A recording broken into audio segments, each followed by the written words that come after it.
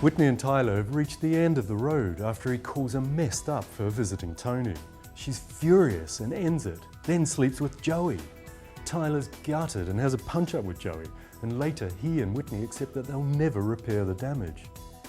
Whitney blames Bianca for what happened with Tony and storms out. But Kat stops her from getting into a car with a bunch of lads she doesn't know. Kat tries to reason with Whit, telling her about the abuse she suffered. Will she get through to her, or will she leave with the lads?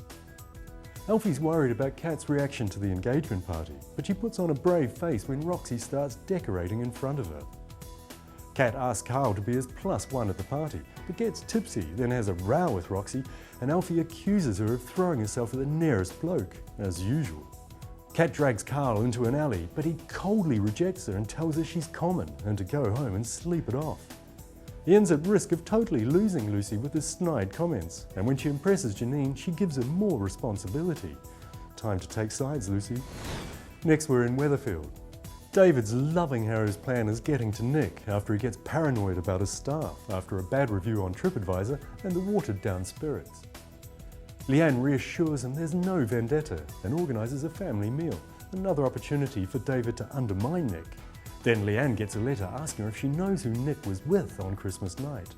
Nick is beside himself and close to confessing all to Leanne, and later when she sees him with Eva, she thinks it's her. Gary and Izzy anxiously bring home Jake, and Gary becomes withdrawn, apparently jealous at Izzy's rapport with their baby. Izzy thinks that Gary doesn't believe she'll make a good mother, but it's the opposite. He's worried about his own skills and he's overcompensating. And Paul worries his career is over with a public order charge and 2 complaints hanging over him, while Mandy falls out with Lloyd when he steps in to heal the rift between Jenna and Sophie. Next we drop into Emmerdale. Cameron and Debbie are at their deceitful worst as they stick to their story about Jenny's crash, but they're almost caught together by Charity and Kane. Debbie's conscience gets to her, but Cam talks her out of telling Nikhil the truth. Although he agrees to tell Chaz they're back together. When it gets to the big moment, cowardly Cameron bolts for it. Can Debbie tell Chaz on her own? Suddenly a new witness appears and Debbie's questioned again.